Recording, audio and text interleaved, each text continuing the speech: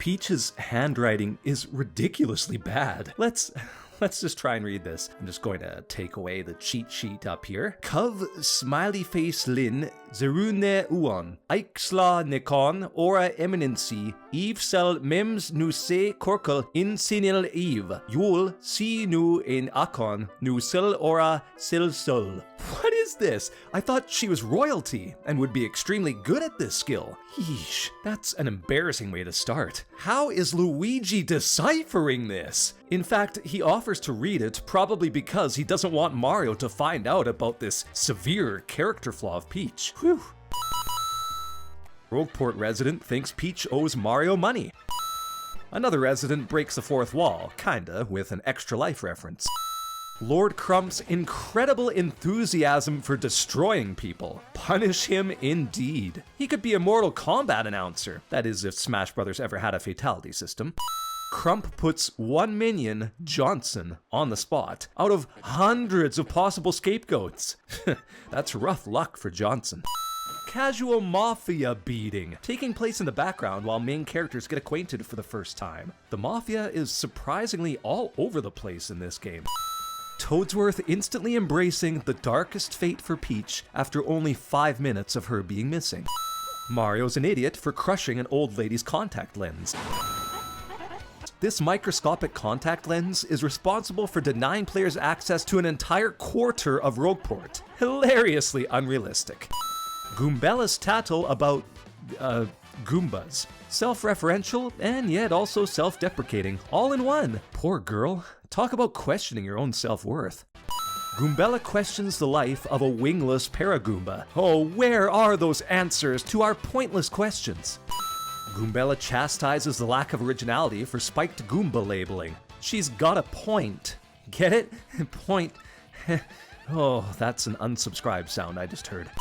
Mario gets burned by that first curse box. Being ordered to suffer total aerodynamic humiliation. Being classified as dumb video game heroes after kicking this guy's ass. Can't handle Mario's manliness. This mayor is being targeted for his advanced age and nothing else. Sleazy disco dude tries to pick up Goombella with less than charming wordplay. Trying this hard is just cringe. Mayor assumes the worst for no reason upon Mario visiting his home. Mayor calls Mario an idiot. Mayor identifies Mario as Murphy. Mayor thinks Mario compliments his eyebrows. Koops can't find his nerve. At all. Ever.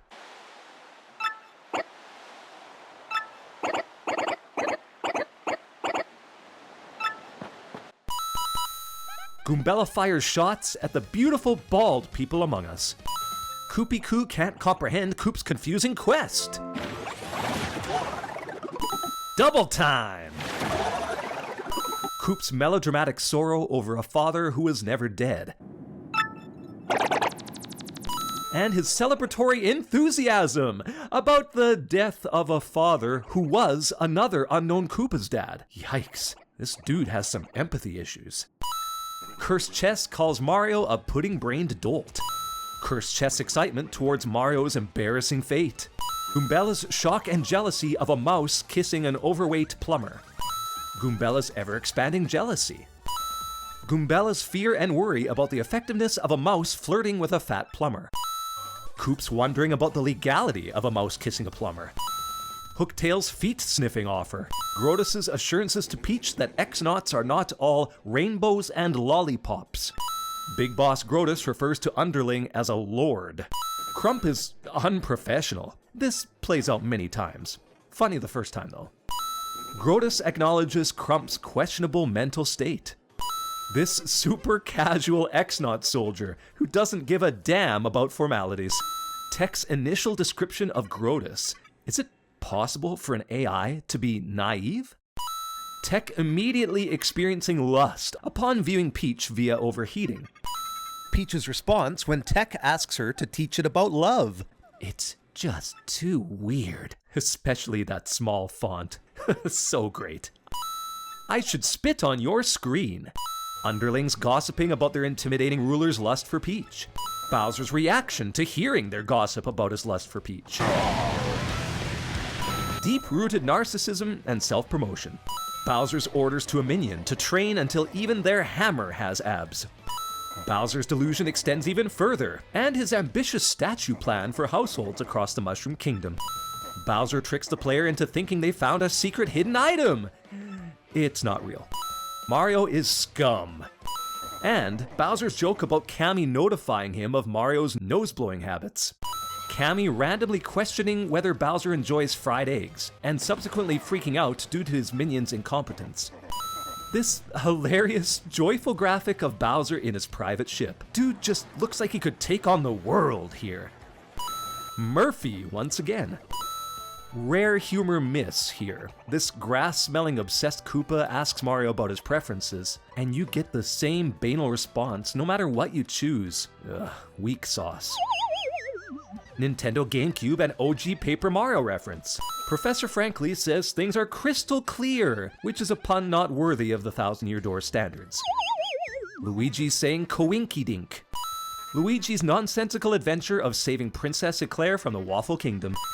Luigi making a note to remind himself about what he was cooking before embarking on his princess-saving adventure, because that food prep was important.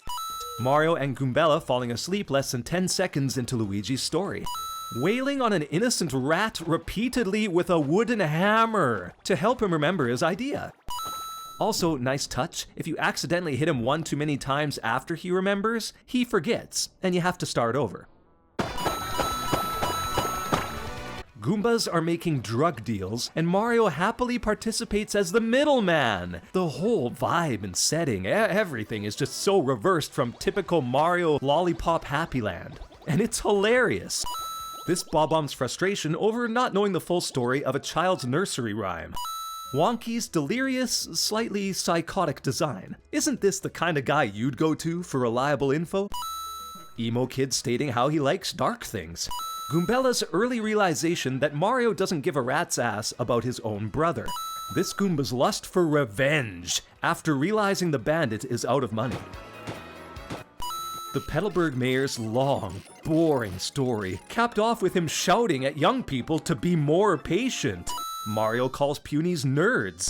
The Shadow Sisters' name controversy, culminating in this relation withheld remark. Goombella is jealous of Vivian. They gave this Goomba a shocking amount of character development. Hilarious newsletter emails. Seriously, these are just so entertaining to quickly digest. You've got Goombas mad about losing money in the casino and assaulting the vending machines, who respond in a humorous, machines feel no pain cliché. Secret insights on the marital status and relationship rumors of random shopkeepers. There's tons here if you spend a minute to read it. Labeling your secret entrance with a flashing, glowing sideboard labeled Secret Entrance. The puny elder's deadpan reaction to potentially being rescued. Not being able to remember a question and rambling even when the audience has left. Puny elder calling Punio a doofus and rambling for several hours. The range of shock, awe, and fear reactions of the punies seeing Mario for the first time. Those small speech bubbles are great. The punies fear Mario will devour them. Mario being referred to as a hairy old man when joining the rescue effort. This guard's reaction to getting ambushed by Miss Mouse. Ouch? Goombella's failure to hide jealousy for Miss Mouse. Look at these facial expressions that match her seething mood. Foolish child elder jump scare. Martio name designation. Punio's reaction to eating this dried mushroom. Ugh, nasty. Puny Elder's Elder Power Activation, complete with stereotypical comments about how elders should be respected before returning to normal after the age-related symptoms come up. Truth. Grodus's super serious personality. It just clashes so well with the rest of the game. Peach butchering the Mario theme song in the shower.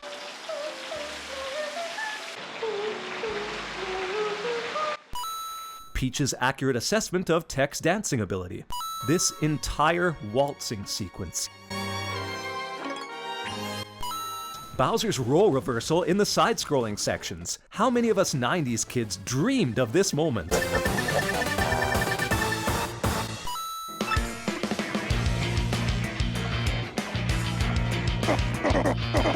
Bowser and Cammy's rejoicing at how silent Peach is upon finding her. This dialogue is just so great and makes the build-up afterwards even better. Bowser's disappointment at Peach's poster imitation, and this Koopa's absolute fear but unwavering commitment to keeping his Peach merchandise. The huge mighty king of guys who talk to posters, trying to explain status effects away by mentioning changes that never occur, like thinning overalls. Luigi lying about how brave he is, attempting to tell the tale of perfect timing and courage before this lava-soaked blooper exposes his blunders, clumsiness, and how it almost got the poor thing killed. Luigi will pay. Showing casual patience while requesting a vital life extension mushroom. Assuming we'll just make an ass of yourself, is what Frankly wanted to say. Even Flurry recognizes it. You want to help some broad what got herself kidnapped. Oh man, the Mafia is one of the best parts of this game. That didn't sound the best. The mighty but melodramatic Mafia plot. So overdone, but hilarious as heck. Mafia boss has intense emotions to compartmentalize. This description of the Battle Master, Goombella's wit and sarcasm, is just so wonderfully written. Overzealous fighting fans shouting as a means of therapy, and subsequent spitting on Mario. Rockhawk's campy wrestling persona, which doesn't change when he's off camera. He's just hilariously insulting and egotistical, just the way it should be. Mario considers stealing as a viable option to getting crystal stars. Very fun dialogue choices to introduce Mario's persona to the wrestling world. Mario absolutely cripples dozens of innocent fans, completely unprovoked, I might add. Cameraman disses Mario and snubs his talents. The agony of this mystery fighter who seems to have really hurt his foot. Seriously, the little speech bubble segments are so slick and grab our attention, and they're almost always worth reading as they play out. Chef is incapable of catching an egg, despite the latter's lack of arms and legs. Upon securing the egg, Mario considers frying up Yoshi to assist the fast food industry. Goombella critical of the Bob-Omb's self-harm attack patterns. Jolene explaining the ranked match and electronic terminal controls to a random new fighter, exactly as she did to Mario when he began his minor league career. The self-awareness is just staggering. I love it. Again, Rockhawk's denseness is just bewildering and funny. Dude isn't aware of anything but possible slights against his macho-ness. Mario's clumsiness results in a fan screaming far too loudly. Toad promoter bites his tongue and faces a career crisis due to impaired speech. These three bad spiky things. They're so feeble looking, but they have a violent murderous intent to their dialogue. Juxtaposition handled well. Bowser's random appearance, making Grubba casually ponder whether Mario will survive or not, while also admonishing Bowser for not knowing Mario's stage name.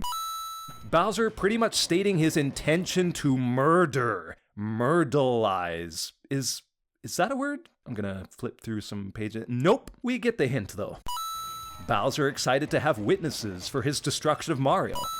The creepy disco guy's realization that his pickup lines simply aren't working, personifying Jolene's heart as a cold place where his love goes to die. This is dialogue that makes NPCs worth talking to. It stands so far above other RPGs. Goombella calling out the impossibility of Hammer Brothers carrying infinite hammers. The contrasting seriousness of this Koopinator enemy. Oh, he's so irked that you interrupted his meditation. Goombella suggests the Koopinator's evil red eyes are simply evidence of sleep deprivation. Tech's response to Peach's guess that it won't take no for an answer. Who knew that an AI character could have such a sharp wit?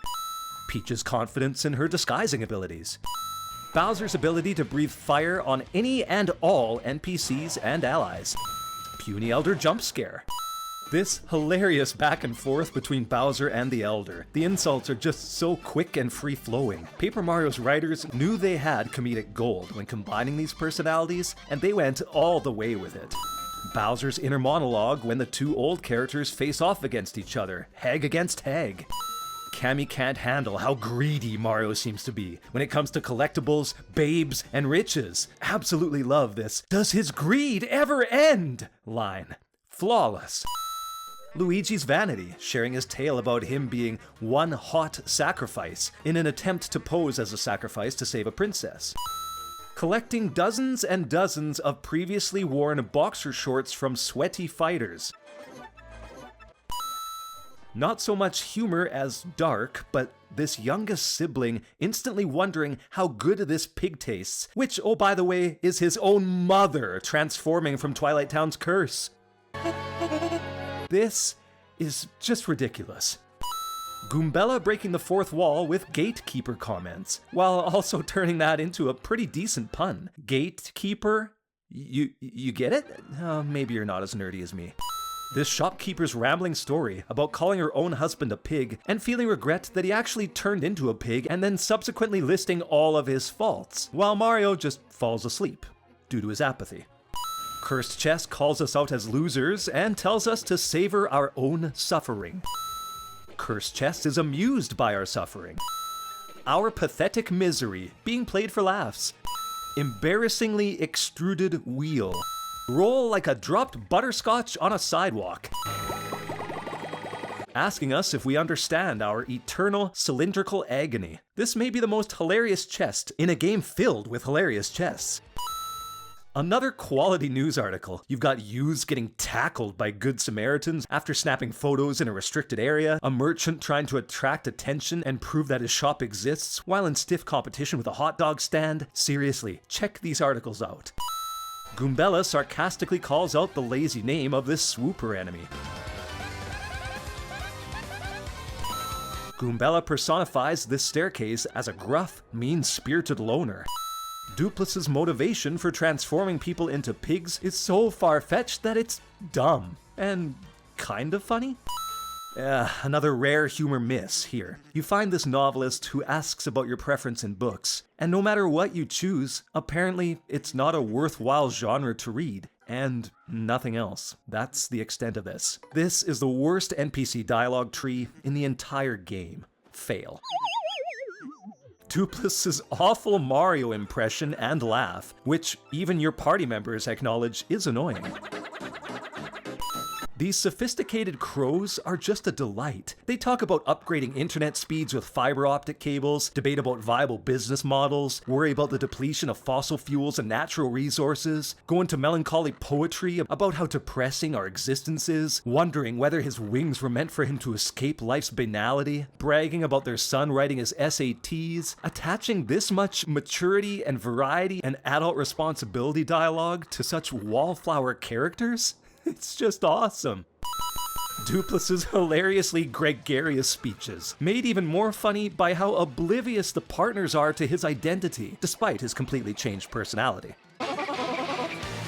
This train attendant calling Cammy a deluded old hag before professing that life's too short, followed up by Bowser further age-shaming the poor woman. Bowser breathing fire underwater and becoming invincible and big. It's fun. Bowser acknowledges how out of shape he is, and his deadpan response to Cammy asking him where he's been. Cammy Koopa shaking what her mama gave her. Luigi's complete and utter lie about his Mario Kart racing adventures, as referenced from his latest dismayed partner, who reveals how he begged to be entered in the race and promptly accrued a 5,000 coin debt. Crow's muse about how much of a detriment Peach's intermittent kidnappings are to Mario's schedule. Crow, who writes poetry, now finds gleams of hope and happiness in life. Crows contemplate the usefulness of solar power in a real-life setting, then acknowledging how useless this would be in a world where the sun never rises. Super Luigi books give some more insight into Luigi's psyche. That deep-rooted jealousy and inadequacy he feels about his brother really shines in these longer reads. Professor frankly breaks the fourth wall to order us around. Flavio. His delusion knows no bounds, and it is all the more hilarious for it. This poorly disguised Lord Crump. Even Goombella realizes he's familiar. Goombella's spite for the ocean, bragging to it that she's on vacation. Flavio demands satisfaction. He is totally the type to refer to himself in the third person. Crump knows his disguise is so awful, he breaks the fourth wall, pleading with the player not to make Mario know about it. Bobbery is awesome. His melodramatic dialogue, matched with the melodrama of this fetch quest, it's cheesy, but you adore him anyway. Flavio furthers his grandiose self-importance. Flavio's armpit smell. Bobbery calling out Flavio and forcing him to actually accompany the treasure hunters. I especially enjoy how the entire swashbuckling crew votes to send him away. They truly cannot stand him. Not fair. Flavio hates you all. His petulance and immaturity just make us smile. Goombella references video game logic when it comes to sunken ships and treasure. Last Curse Chest knows Mario is onto him and expresses sorrow at this acknowledgement. The Last Curse Chest forgets his own lines, then recovers to punish us for our appalling stupidity. Curse Chest shows some remorse, then proceeds to call us socially awkward worms. Curse Chest requests that we feel the pain and asks if we can feel the horror of being a paper boat, wherein people will laugh at us and spit upon us. Curse Chest allows us to be the masters of our shameful buoyancy, being flat out called an idiot if we don't get the controls. Jaded Cursed Boat Guy. Cortez injures his throat and spits as a result of his stereotypical ghost moaning going on for too long. Cortez's dramatic death, then anticlimactically realizing he's already been dead for centuries. Flavio ironically telling Cortez his time in the spotlight is over, moments before his own permanent departure from the storyline. Another news article depicting a Goomba flower-eating crime, and a husband and wife shop owner team, the husband of which is overly protective. Love it. This lovelorn Goomba, who immediately tries to work his foolproof romantic strategy of confessing his love right away. This segment is cringe humor, but humor just the same. Goombella's quick-witted solution to this awkwardness. Peace! This hilarious partner of Luigi's, and the only one who actually likes him.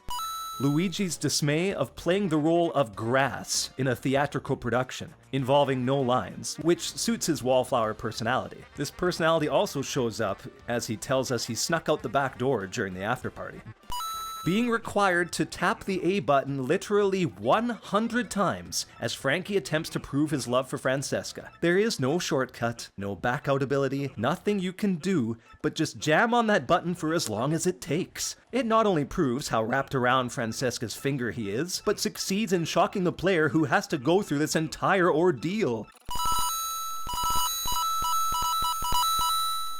Cheap Chef's failure to say words correctly. Chef imploring us to eat in order to save his passion from a pot of loneliness. Goombella simultaneously acknowledging Ziptoad as hot, but also stuck up. Incompetent Penguin Detective's awful, rambling name for the mystery. Incompetent Penguin Detective accusing a ditzy worker without a shred of evidence or motive. Tweedy Geezer. Also, props for calling this fraud out. Detective ridiculing Mario's mustache. Penguin Detective misidentifies Mario as his much less seen, much less famous brother. A ghost bargaining with Mario, helping him find something for the low price of his life, which he then backs up on immediately. Well, as long as you're not a jerk about it.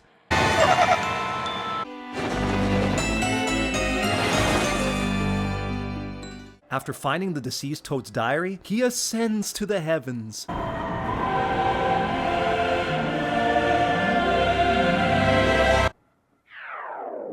But then reconsiders, as he finds the wood paneling of the train so appealing. Love this unexpected pivot.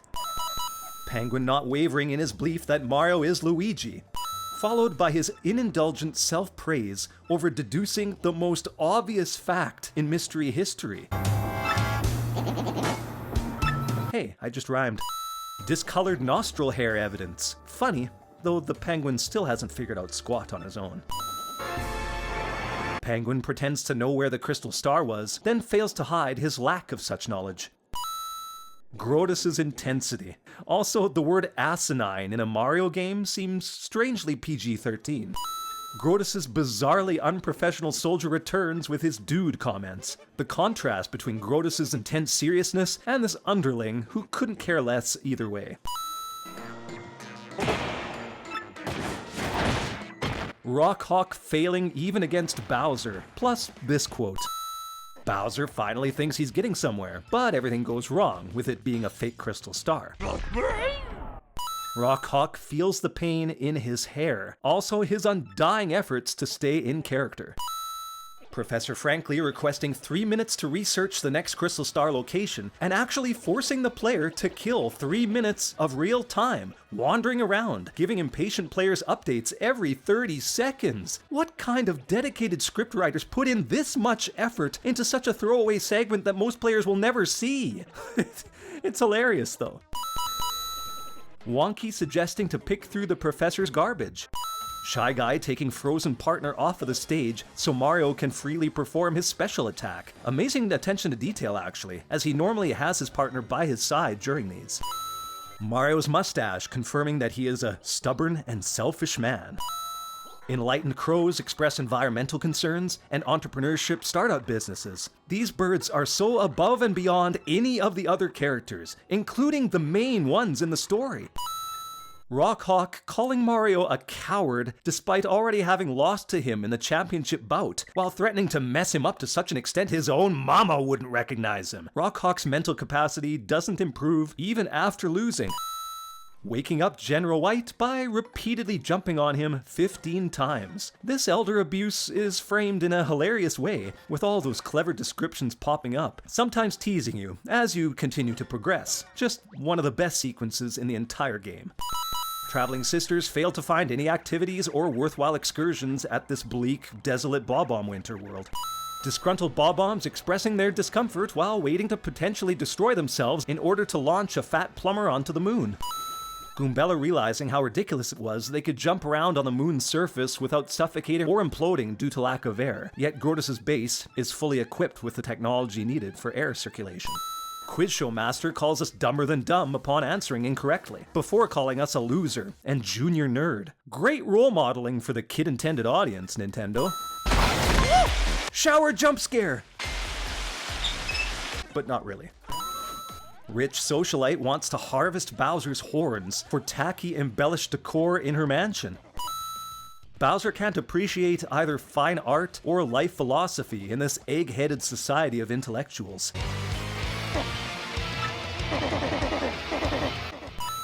Bowser inflicts everlasting childhood trauma on this junior Bob-omb.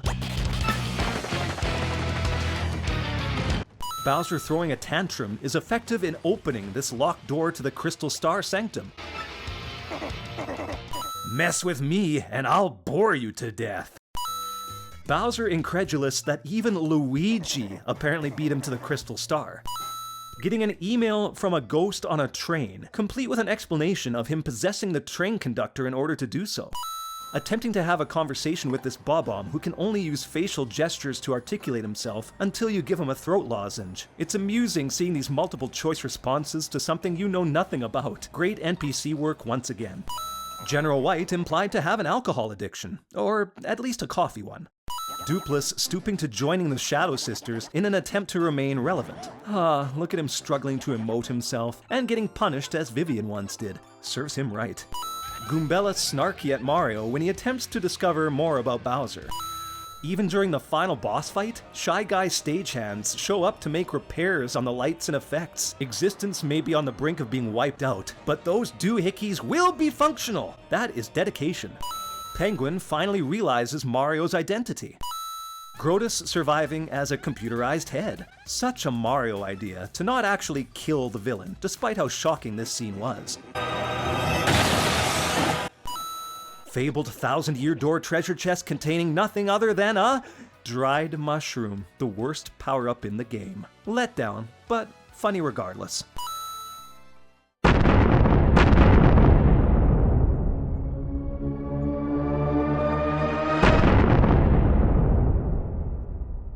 I'm Luigi, #1. Thanks for checking this out. There's a lot more video game comedy here at Gaming Introspection. Good to see ya.